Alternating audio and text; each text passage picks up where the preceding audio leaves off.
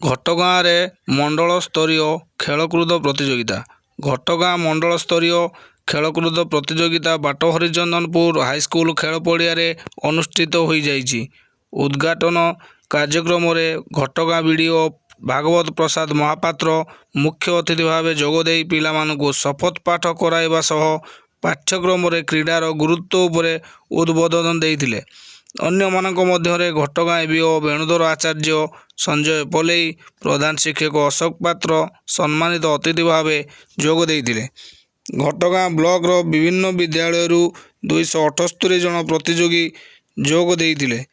ଉକ୍ତ ପ୍ରତିଯୋଗିତାକୁ ଖେଳ ଶିକ୍ଷକ ଯଯାତି ପଲେଇ, ଦାମୋଦର ମହାରଣା, ସୁରେଶ ପଲେଇ, ସୁବ୍ରତ ଲେଙ୍କା, ସସ୍ମିତା ରଥ, ସଞ୍ଜୀବ ସାହୁ, ଲକ୍ଷ୍ମୀଧର ମହାନ୍ତ, ବିଜୟ ପଲେଇ ପ୍ରମୁଖ ପରିଚାଳନା କରିଥିଲେ।